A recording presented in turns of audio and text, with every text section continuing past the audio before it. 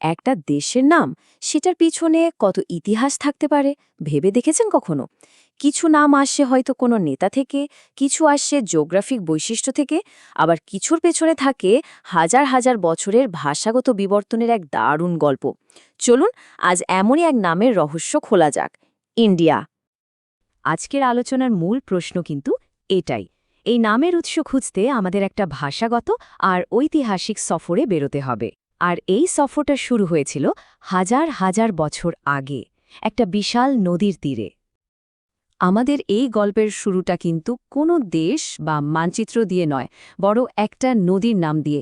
এই নদীটাই হলো সেই প্রথম সূত্র, যা আমাদের ইন্ডিয়ান নামের একদম গোড়া পর্যন্ত নিয়ে যাবে। সবকিছুর মূলে আছে একটা শব্দ, সংস্কৃত শব্দ সিন্ধু। প্রাচীনকালে সিন্ধু ছিল আজকের ইন্ডাস রিভার বা সিন্ধু নদের নাম। কিন্তু মজার ব্যাপার হলো, এটা শুধু একটা নদীর নাম ছিল না, এর আশেপাশের বিশাল এলাকা আর সেখানকার মানুষদেরও এই একই নামে ডাকা হতো। তো আমাদের যাত্রার প্রথম ধাপ হলো এই সিন্ধু।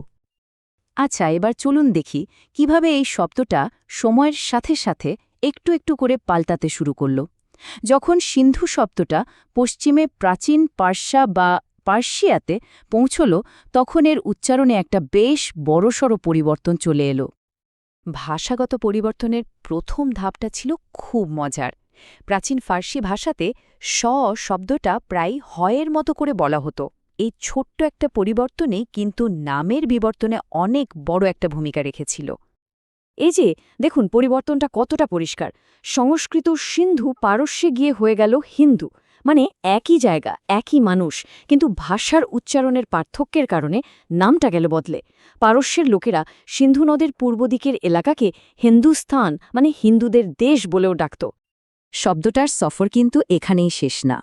পারস্য থেকে এই নামটা আরও পশ্চিমে প্রাচীন গ্রিসে পৌঁছায়, আর গ্রিকরা তখন এটাকে তাদের নিজেদের মতো করে আপন করে নেয়।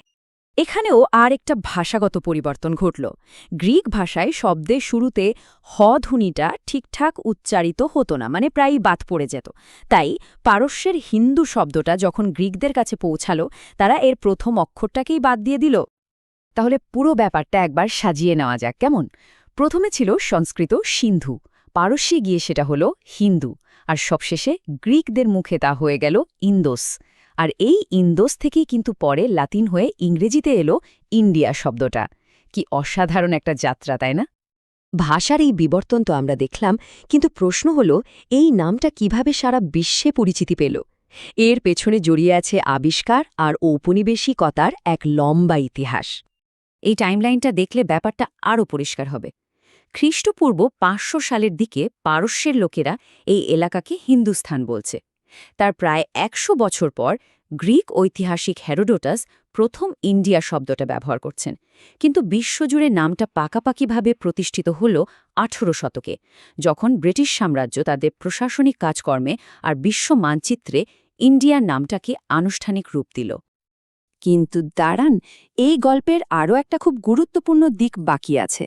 ইন্ডিয়া নামের পাশাপাশি এদেশের আরও একটা প্রাচীন আর সমানভাবে জরুরি নাম আছে, যেটার উৎস কিন্তু দেশের ভেতরেই। এখানেই মূল পার্থক্যটা দেখুন।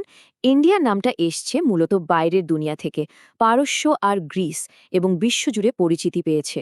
অন্যদিকে ভারত নামটার উৎস কিন্তু দেশের ভেতরেই, নিজস্ব প্রাচীন সংস্কৃত গ্রন্থ থেকে, আর এটা দেশের মানুষ ঐতিহাসিকভাবে ব্যবহার করে আসছে। দুটো নামের উৎস একদমই আলাদা। আর এর সবচেয়ে বড় প্রমাণ আর কি হতে পারে? খোদ ভারতের সংবিধান। সংবিধানের প্রথম অনুচ্ছেদে একদম পরিষ্কার করে বলা আছে, ইন্ডিয়া অর্থাৎ ভারত রাজ্যসমূহের একটি ইউনিয়ন হইবে। এর মানে হল দুটো নামই সরকারিভাবে স্বীকৃত, আর দুটো নাম মিলে দেশে দুটো পরিচয়কে তুলে ধরে, একটা বিশ্বজনীন আর অন্যটা ঐতিহ্যবাহী। তাহলে শেষ পর্যন্ত কি দাঁড়ালো? একটা নাম আসলে শুধু একটা শব্দ নয়, এটা একটা দেশের হাজার হাজার বছরের ইতিহাস, সাংস্কৃতিক আদান-প্রদান আর আত্মপরিচয়ের যাত্রার একটা দলিল। একটা দেশের নাম তার ঐতিহাসিক যাত্রা নিয়ে আমাদের ঠিক কি বলে? প্রশ্নটা কিন্তু ভাবার মতো।